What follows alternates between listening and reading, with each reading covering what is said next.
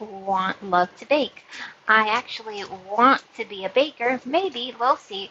We're just trying to see how it goes right now because I've only been baking since January and I've decided that I love making bread.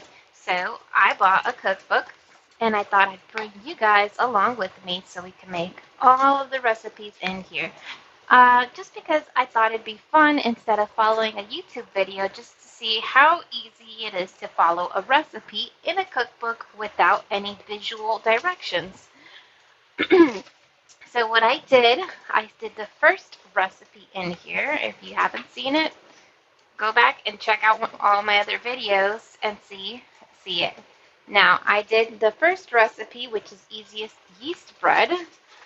It was a lot easier than I thought it was going to be because honestly, throughout the process, I was very skeptical that it was going to work. But I decided instead of following along in the specific order, I thought I would write down all of the recipe pages and we would cut them out, stick them in this pot here, and we would just pick them at random. So that's what I'm going to do right now. And you guys don't have to watch.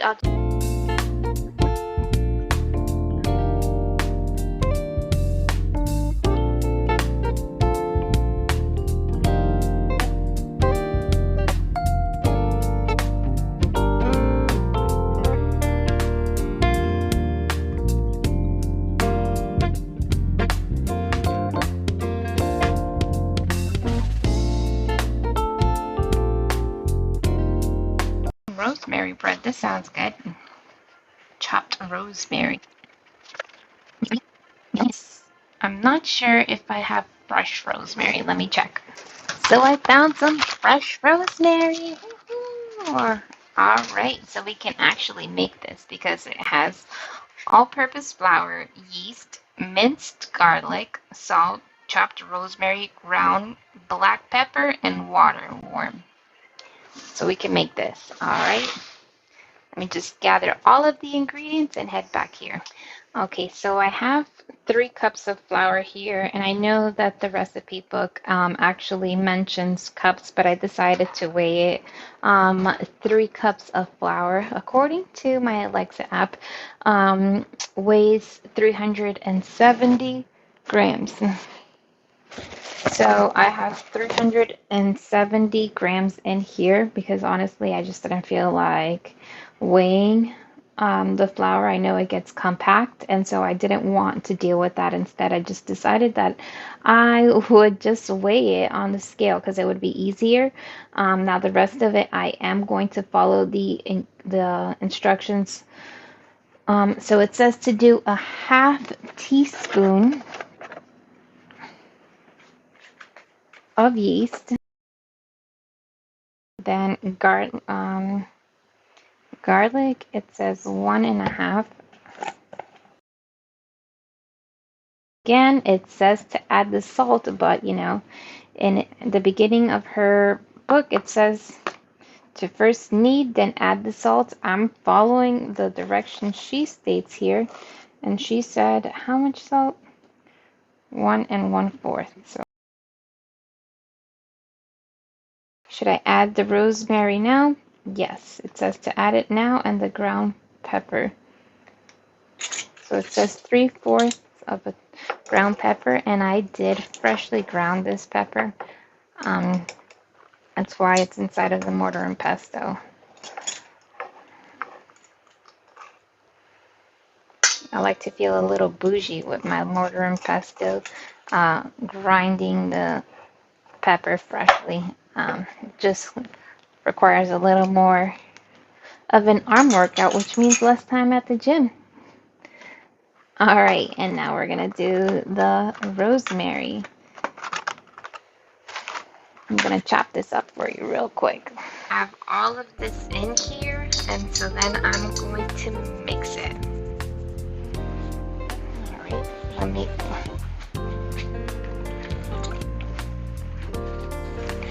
going to use my little bowl scraper because I'm going to use it in the future, so I might as well just use it now.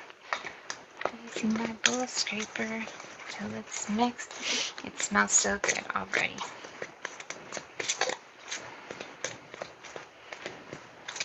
You know what? I never thought about using rosemary inside of bread. I mean, it seems like a good idea, especially. I think it would be great to mix it inside of like a focaccia loaf. I think just because I feel like that's more of a herbal tasting loaf. Uh, I normally put it on top. You know, the focaccia is one of those few loaves of bread that I've made successfully already, and I think just having it on top would be perfect. Or I mean, incorporated would be perfect. Um, and so all I'm missing is the water.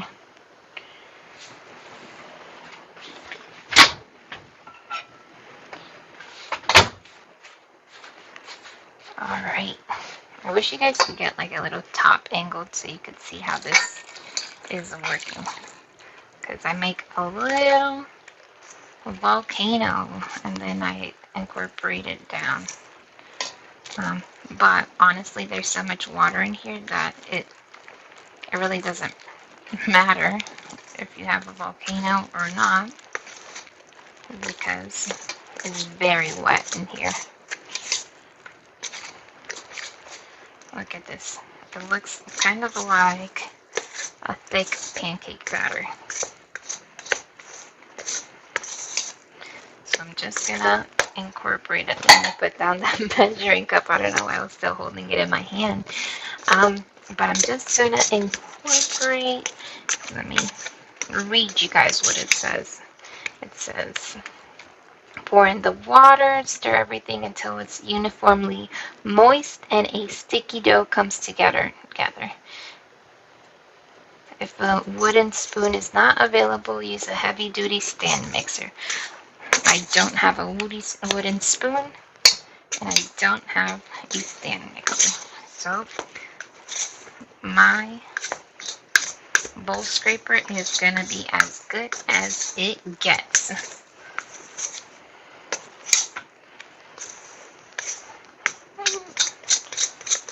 Just pull. This is why I like the dough scraper, because there's flour on top and I'm just using the dough scraper to like scrape it down to the bottom of the bowl here. Alright, so I think it's uniformly wet. Is that what it says? Uniformly wet or moist? Uniformly moist. So I'm just going to take that out. It says cover the bowl containing dough and let it rise for 18 to 24 hours at room temperature until it doubled in size and has a flat top.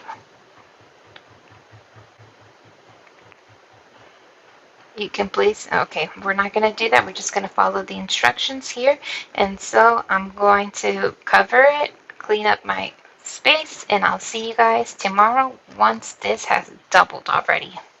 Okay, guys, I'm back. It's been 24 hours. I'm clean. I took a shower. And our dough, more importantly, has risen. It is doubled in size. Honestly, for me, it's been so long that I can't remember what it looked like. But you know, it should have doubled in size, and I see it bubbling, so I know that the yeast is active. So I'm not gonna worry about if it didn't rise or it didn't or it did. The one bad thing about this bowl is that it's not transparent, so I can't just mark off um, where the initial amount was. Unlike one of the transparent bowls that I would normally use. So I normally don't have it rise in one of these bowls for that reason, but the instructions said to do that. And because it's so watery, I just decided to leave it in here. Um, so it's still watery, but look, it's got some drip to it. It still looks like a thick pancake batter.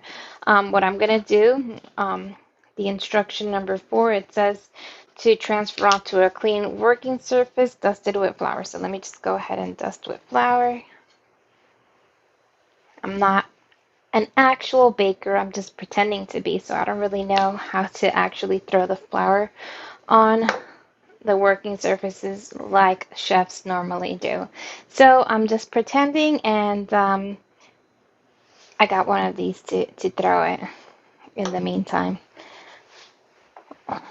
Give me 1 second. I'm just gonna look for my bowl scraper, which should be in here because I washed all my dishes last night, but I'm just gonna grab this instead. No, I need my bowl scraper. I love using a bowl scraper because it just makes it so much easier in terms of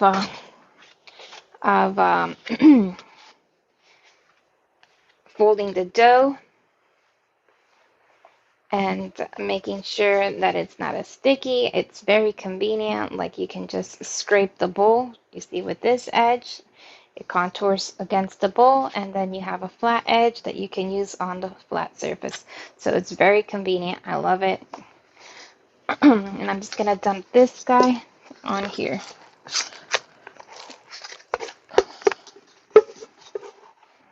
It smells really good. It smells like garlic.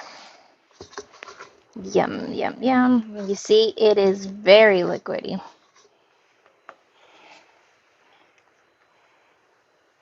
Now, one of the things that the instruction book, I wish that it had listed was all of the materials that you are going to need. I'm just going to dump this right in my sink. So it's out of my way.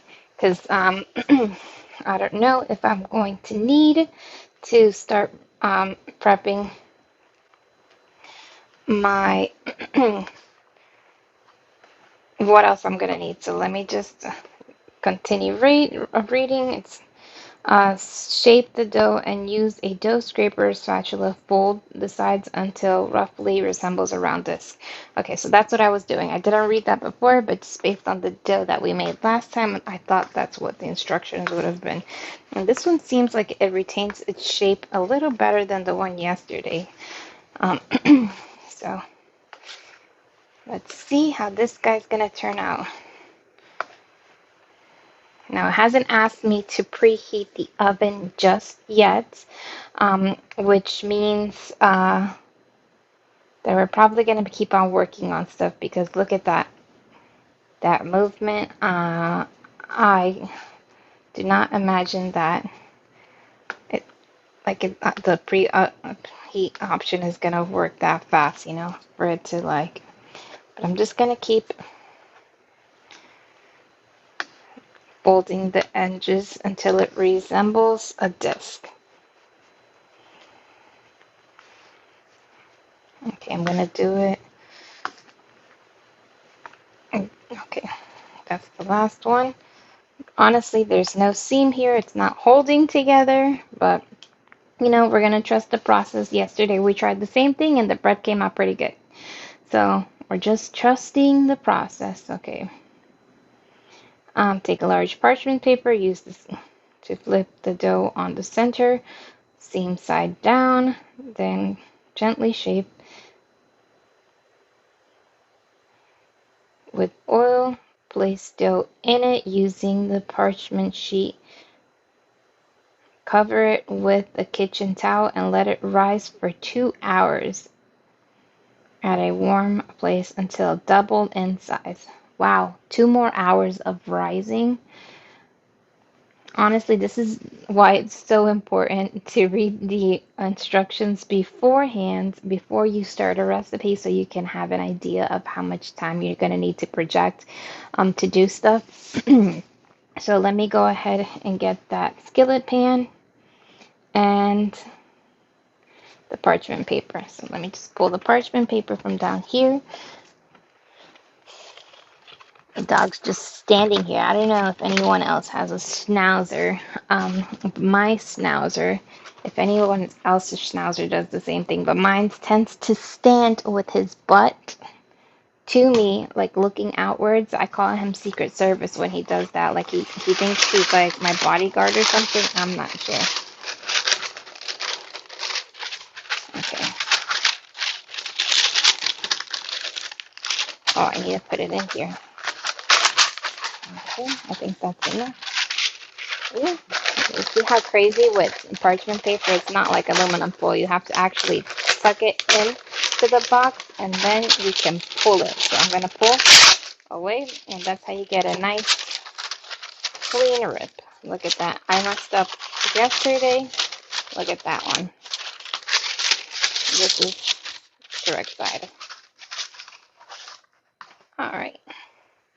And excuse me, Greg. Just hanging out by my feet. All right. And this guy, hopefully it's oven resistant. If not, I guess I'll need a new pan. I'm just gonna bring it in like that. Hold it there.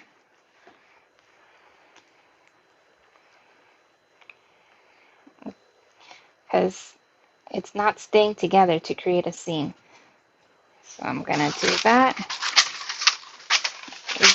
This is chaos. I'm gonna put the parchment paper on. Oh, all right, let's try folding it again. Create that fold one more time. Smells really good. I gotta go with the, okay, and then I have to, I don't know about this. It just doesn't seem like a good idea. This is too wet, honestly. But I'm just gonna try to like do it this way. But like, how do I turn it upside down? It's a little more complicated. Yesterday we did the same thing. Okay. And I'm just gonna.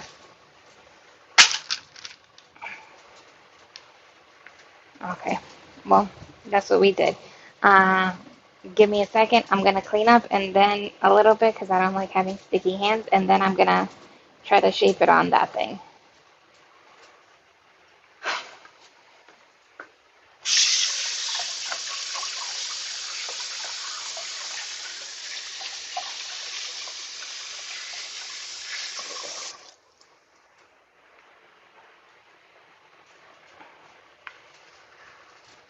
See what I mean with the bread scraper? How you can just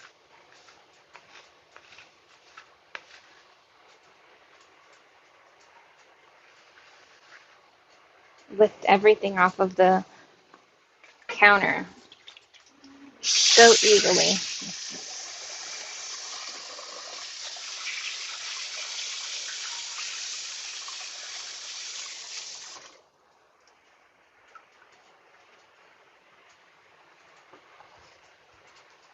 All right. Now I'm not sure if I actually got the seam on the bottom. It looks like a pancake in here. Um, but we're just gonna see how this works. Uh,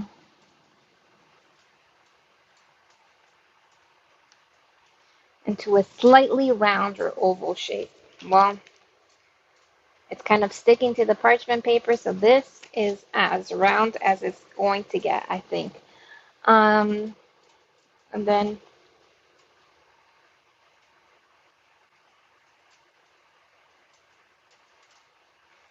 apparently I was supposed to grease the pan, so I'm just gonna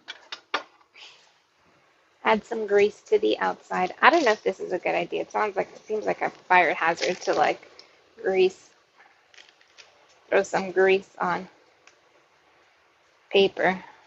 Hopefully it doesn't burn. But I do have a fire extinguisher if that should be the case. So it says to cover it with a kitchen towel and let it rest for 2 hours in a warm place until it doubles in size.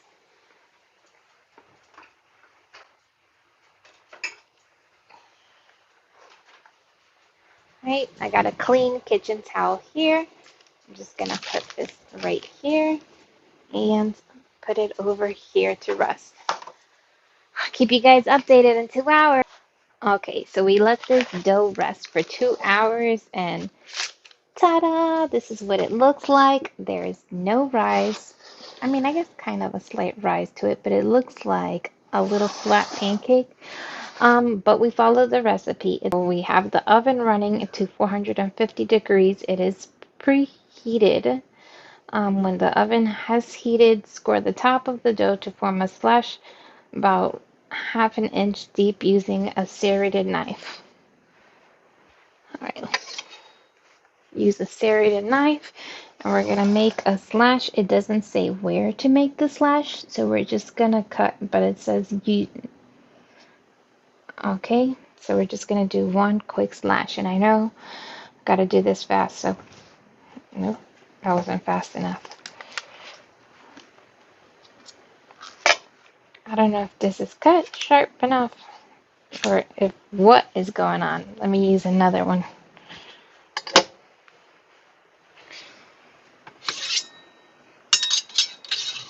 Wet it to see if it will cut a little better, but we'll see. It's very wet.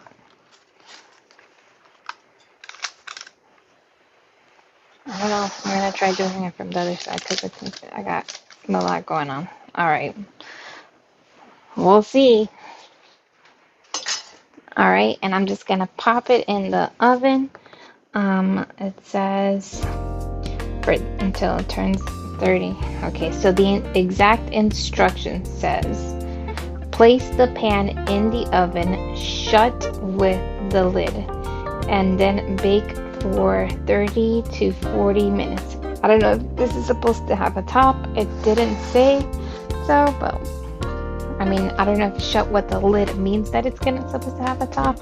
But anyways, I'm just gonna pop it in here. I'm not sure if my handle's gonna melt, so I have it on a cookie board. You guys can't see that, but you can hear me and trust me. I'm just gonna throw some water in there to create some steam.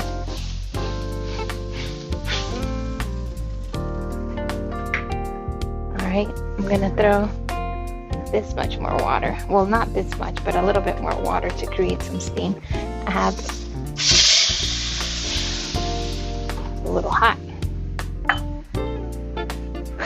I don't know if you could see that steam come out or if you could hear the steam forming, but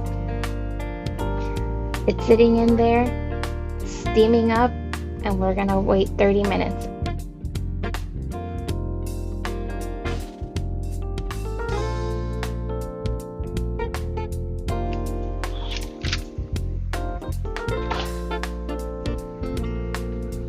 All right, so we have the bread. Now,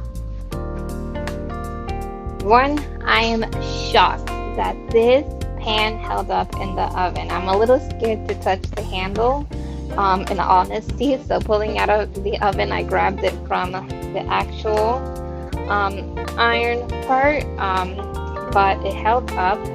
Now I do see mistakes that I did make while making the bread, mainly that I didn't cut that slash that the instructions indicated deep enough, so it doesn't have any ears. It doesn't really have a good shape, but it did rise, which I was actually surprised that it would rise. It did rise. So I'm gonna let it sit and cool, and then I'll come back and cut it open and see if it tastes good, which is the most important part.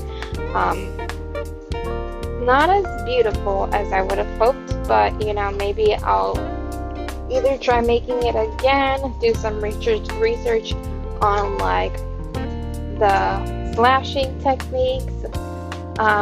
You know, she didn't really specify how to do it. She just said to cut half an inch thick. I thought I cut half an inch thick, but maybe I didn't cut fast enough, or maybe it could have been the actual dough that it wasn't taut enough, so it wouldn't like resist against the knife.